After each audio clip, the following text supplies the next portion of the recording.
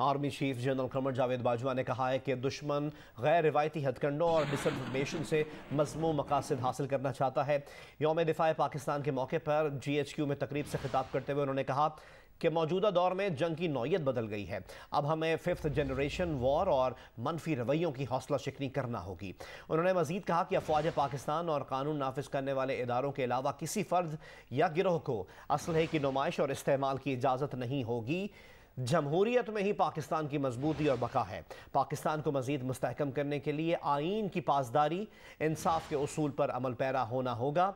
Army chief ने कहा, बर्दाश्त और बुर्दबारी के उसूल पर भी अमल पैरा होना होगा। जमहूरियत में पाकिस्तान की मजबूती और बका है। इसे मजीद मुस्तहकम करने के लिए हम सबको आइन की पासदारी और इंसाफ, बर्दाश्त और बुर्दबारी के असूलों पर अमल पैरा होना होगा। तनकीद बराए तनकीद, नफरत और अदम बर्दाश्त जैसे मनफी रवैयों की हौसला शिकनी करनी होगी। हमें इस हकीकत को भी मद्देनजर रखना होगा कि मौजूदा दौर में जंग की नौयत बदल गई है। अब बराह रास्त हमले के बजाय किसी कौम की यकजहती और नजरियाती सरहदों को कमज़ोर और उसके मुख्तलिफ तबकात में इंतशार फैलाने और शहरियों के हौसले पस्त करने के लिए दीगर हरबों के अलावा जदीद टेक्नोलॉजी और कम्युनिकेशन के ज़राए को भी इस्तेमाल किया जाता है। हमारे दुश्मन भी गैर रवायती हथकंडों बशमूल प्रोपेगेंडा और डिसइंफॉर्मेशन के ज़रिए अपने मज़मूम मकासद हासिल करना चाहते हैं। हमें अंदरूनी इंतशार फैलाने वाले कुछ अनासर के साथ सख्ती से निपटना होगा। हम सब के लिए लम्हा फ़िक्रिया है कि कुछ लोग मुल्क दुश्मन अनासर के हाथ में इस्तेमाल हो रहे हैं। इस मनूवर या तदबीर को उर्फ़-ए-आम में हाइब्रिड या 5th जनरेशन वॉर कहा जाता है। इसका मकसद पाकिस्तान की जड़ों को खोखला करना और मुल्की सालमियत को नुकसान पहुँचाना है। यह हकीकत भी सब पर रोज़े रोशन की तरह आया होनी चाहिए कि इस अर्ज़ पाक पर किसी पुरतशद्दुद रवैये या इंतहा पसंदी की अब मज़ीद कोई गुंजाइश नहीं। ताकत का इस्तेमाल सिर्फ और सिर्फ रियासत का इख्तियार है। अफवाज पाकिस्तान और कानून नाफिज करने वाले इदारों के अलावा किसी फ़र्द या गिरोह को असले की नुमाइश और इस्तेमाल की इजाज़त नहीं होगी।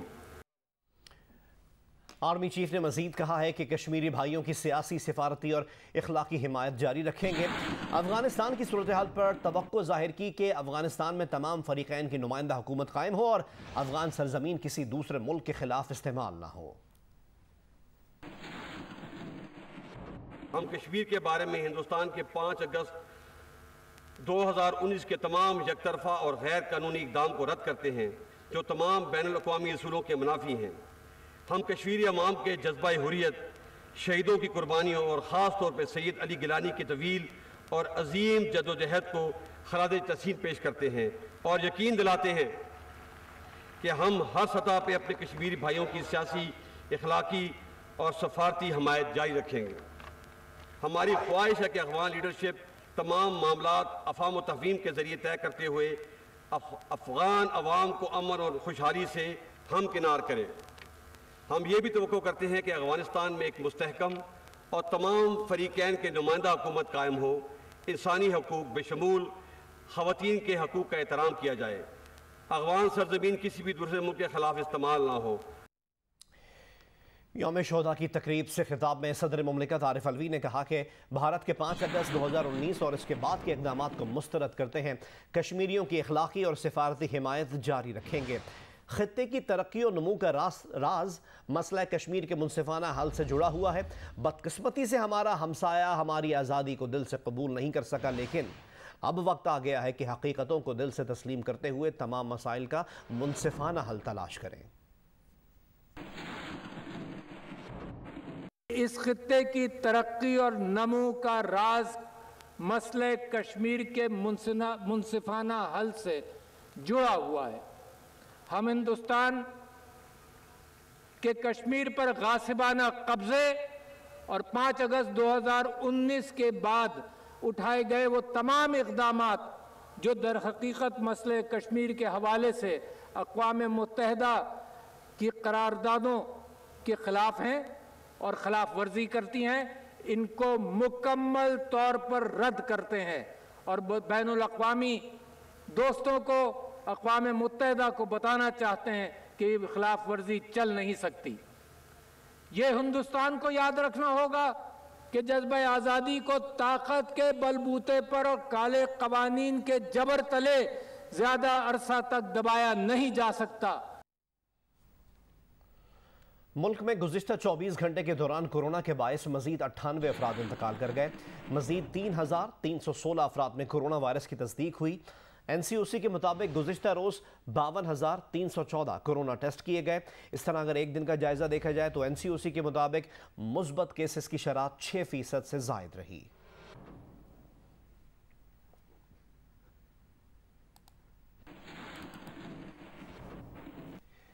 कराची के कॉलेजेस में वैक्सीनेशन ना कराने वाले तलबा को दाखिले की इजाज़त नहीं होगी।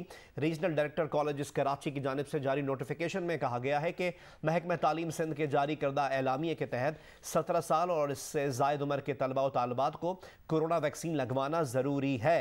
वैक्सीन ना लगवाने वाले तलबा कॉलेज में दाखिले के अलावा तहरीरी और अमली इम्तहानात में भी हिस्सा नहीं ले सकेंगे।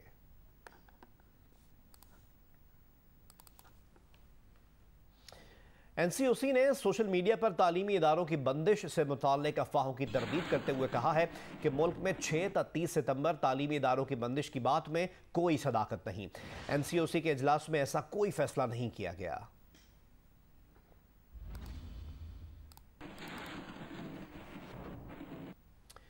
आज इस्लामाबाद, वालाई पंजाब, सूबा खैबर पख्तूनख्वा और कश्मीर में तेज़ हवाओं के साथ बारिश का इम्कान है।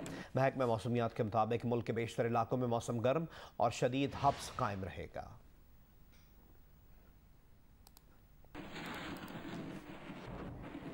शकरगढ़ और इसके गिरदोनवा में सुबह सवेरे से मूसलाधार बारिश हो रही है। बारिश के बायस गलियों और बाजारों में पानी जमा हो गया है। मजीद हमें आगाह करेंगे नुमाइंदा जियो न्यूज़ मंजूर हुसैन। जी, शकरगढ़ और गिरदनवा में सुबह सवेरे से ही मूसलाधार बारिश का सिलसिला जारी है। बारिश की वजह से जहां पर गर्मी और हबस का जोर टूट गया है, वहीं पर मौसम भी खुशगवार हो गया है। बारिश से गलियों, बाज़ारों और सड़कों पर जल थल एक हो गया है। गली डाखाना, मैंगड़ी रोड, चौक हकीमा, बाबे पाकिस्तान, नूरकोट, दयालपुर रोड और दीगर जो नशेबी सड़कें हैं उन पर पानी जमा होने से ट्रैफिक की रवानी में मुश्किलात का सामना है। हालिया बारिशों से जहाँ पर मौसम में खुशगवारी आई है, वहीं पर बरानी इलाका होने की वजह से धान के काश्तकारों के चेहरों पे भी खुशी लौट आई है। जी, और अब बात करेंगे बढ़ती हुई महंगाई की। मुल्क में एक हफ्ते में 20 किलो आटे का थैला 70 रुपए तक महंगा हो गया। विफाकी इदारा शुमारियात के अदाद-ओ-शुमार सबसे ज़्यादा आटा महंगा हुआ है कराची में। कराची में आटे का 20 किलो का थैला 1350 रुपए तक फरोख्त हुआ।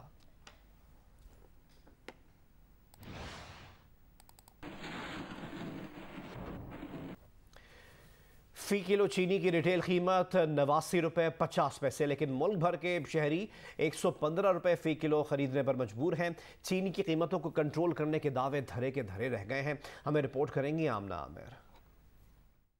चीनी की कीमत में कमी लाएंगे, चीनी की रिटेल कीमत मुकर्रर करके इस पर फरोख्त यकीनी बनाएंगे। हुकूमती अहदेदारों के सभी बयानात बस बयानात की हद तक महदूद। चीनी की रिटेल कीमत 89 रुपए 50 पैसे मुकर्रर तो कर दी गई, लेकिन कराची के शहरी 50 रुपए 50 पैसे, इस्लामाबाद, रावलपिंडी, लाहौर, सियालकोट, बावलपुर, हैदराबाद और कोयटा के शहरी 20 रुपए 50 पैसे महंगी चीनी खरीदने पर मजबूर हैं। मुल्तान, फैसलाबाद 18 रुपए 50 पैसे, गुजरांवाला 17 रुपए 50 पैसे, सक्खर, पिशावर, खुसदार 16 रुपए 50 पैसे, जबकि सरगोदा, लाड़काना और बन्नू के शहरी सरकारी रिटेल कीमत के मुकाबले में 15 रुपए 50 पैसे फी किलो तक महंगी चीनी खरीद रहे हैं। इदारा शुमारियात के मुताबिक मुल्क में चीनी 105 से 115 रुपए फी किलो में फरोख्त हो रही है। कराची में 115, इस्लामाबाद, रावलपिंडी, लाहौर, सियालकोट, बहावलपुर, हैदराबाद और कोयटा में 110 रुपए में चीनी की फरोख्त जारी है। मुल्तान और फैसलाबाद में 108, गुजरांवाला में 107, सक्खर, पिशावर, खुसदार में 106, सरगोदा, लाड़काना और बन्नू में चीनी की फी किलो कीमत 105 रुपए तक है। हुकूमत ने 30 जुलाई को चीनी की रिटेल कीमत 89 रुपए 50 पैसे फी किलो मुकर्रर की थी। आमना आमिर, जियो न्यूज़, इस्लामाबाद।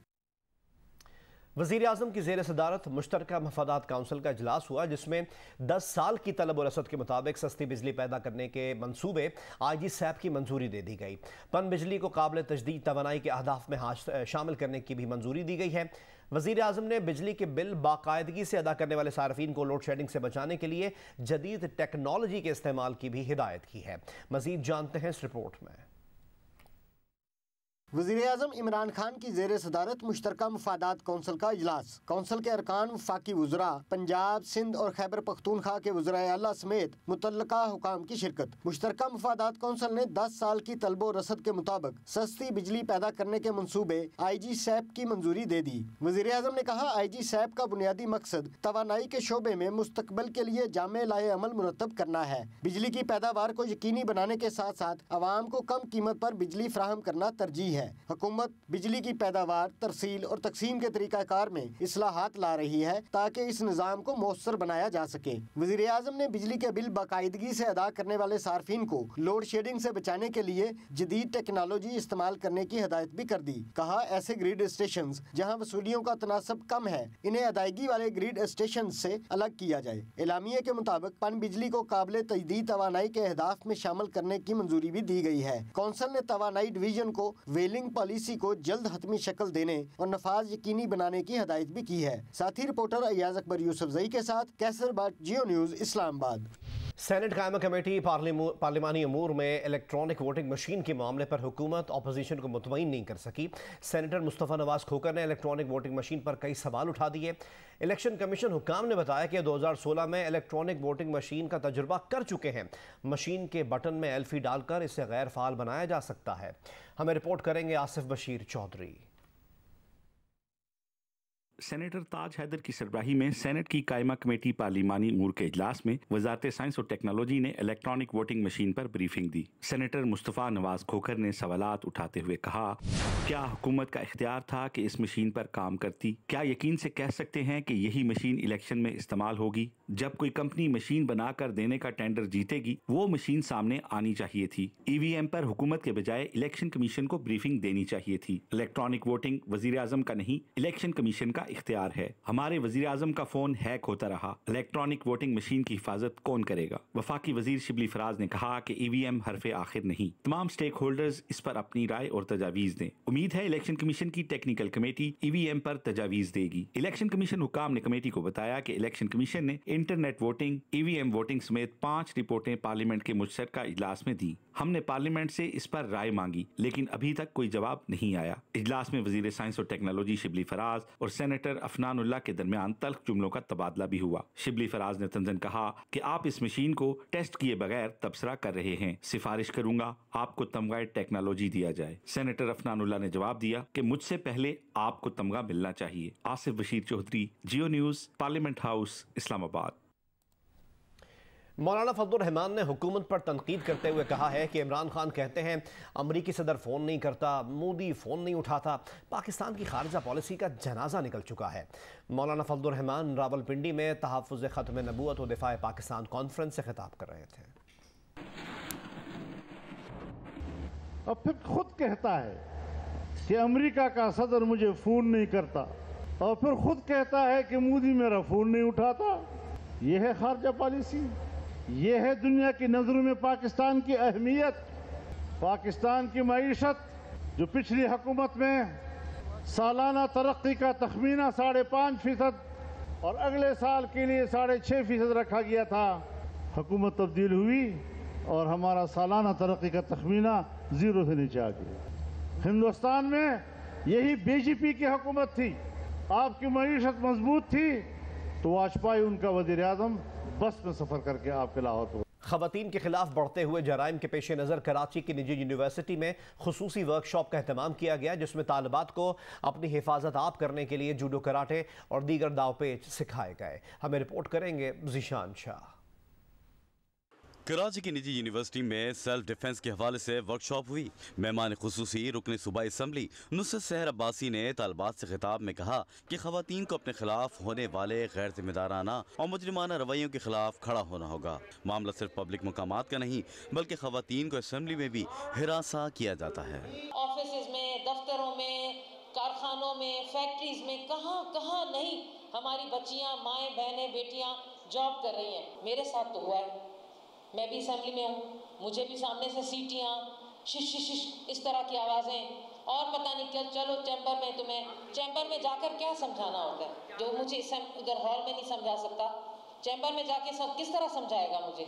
SSP वैस सुहाय अजीज ने कहा कि लड़कियों को तंग करना बुज़दिलों और बेकिरदार लोगों का शिवा है। ख़वातीन को चाहिए कि वो अपने खिलाफ होने वाले हर जुर्म की रिपोर्ट पुलिस को ज़रूर करें। उनके अंदर कोई बहादुरी नहीं होती, वो अपने ग्राउंड पकड़ खड़े नहीं हो सकते, बात नहीं कर सकते, तो उनके अंदर बहुत ज़्यादा डर होता है। लेकिन वो डर सामने इसलिए नहीं आता क्योंकि उनसे ज़्यादा डर विक्टिम का होता है। विक्टिम बेचारी खुद इतनी डरी हुई होती है कि ना वो ये बात किसी को बताती है, वो ब्लैकमेल होकर किसी बंदे के हाथों से अपना गोल्ड भी दे रही होती है, अपने पैसे भी दे रही होती है, उसके हाथों ब्लैकमेल होती जा रही है। तो बहुत ज़रूरी है, जैसा मुझसे पहले स्पीकर ने कहा, कि अपना डर आप ख़त्म करें और जब भी कोई मसला हो शेयर करें, बात करें। वर्कशॉप के मुंतज़मीन का कहना था कि ख़वातीन को हिरासा करने के वाक़यात में इजाफा हो रहा है। कोशिश की जा रही है कि ऐसी वर्कशॉप्स का इनेकाद तमाम जामियात में कराया जाए। हम सपोर्टिव वुमेन एम्पावरमेंट को करते हैं और आज हमारा ये फर्स्ट सेशन था और इंशाल्लाह हम आगे और भी यूनिवर्सिटीज़ में ऐसे सेशन करते रहेंगे। और बल्कि मैं तो ये चाहूँगी कि बहुत सारे स्कूल कॉलेजेस में ये कंपलसरी एक कोर्स होना चाहिए सेल्फ डिफेंस के ऊपर, जिसमें हमारे माशरे की लड़की को सिखाया जाए कि भाई कैसे लड़ना है अगर ऐसे वाक़यात हो जाते हैं तो। वर्कशॉप में सेल्फ डिफेंस पर लेक्चर और जूडो कराटे का अमली मुजाहरा भी किया गया। कैमरामैन शाहिद इस्माइल के साथ जिशान शाह, जियो न्यूज़, कराची।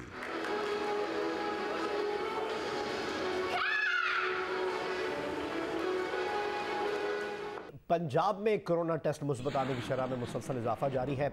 महकमा सेहत पंजाब के मुताबिक गुज़िश्ता रोज़ पंजाब में कोरोना मुस्बत आने की शरह 7.8% रिकॉर्ड की गई। लाहौर में कोरोना मुस्बत आने की शरह 12.1, रावलपिंडी में 14.8% रिकॉर्ड हुई। फैसलाबाद में कोरोना मुस्बत आने की शरह 5.8, मुल्तान में 6.4, गुजरावाला में 5.3% रही। पंजाब भर में कोरोना से गुज़िश्ता रोज़ 30 अमवात रिपोर्ट हुई हैं।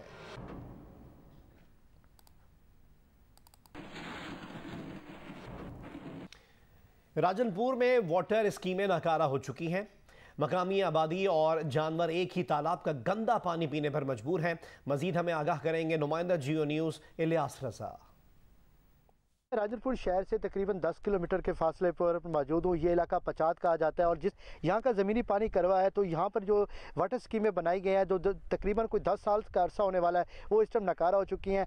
वहाँ यहाँ के लोग नहरी पानी जो आता है उसको ये लोग पीते हैं और जानवर भी वही पानी पीते हैं, इंसान भी वही पानी पीता है। लेकिन कुछ माह से वो नहरें भी खुश्क हो चुकी हैं। यहाँ से लोग नकल मकानी करने पर मजबूर हैं, ज़मीनें भी बंजर होना शुरू हो चुकी है। ये तकरीबन यहाँ पर तकरीबन 2.5 लाख से 3 लाख की आबादी के लोग यहाँ इलाका पचात में रहते हैं। पीछे भी देख सकते हैं कि ये यहाँ पर ये वाटर से ये स्कीमें बनाई गई थी। ये तकरीबन हर एक कस्बे में बनाई गई, लेकिन इस टाइम ये नकारा हो चुकी हैं। इनका जो सामान है वो भी चोरी हो चुका है।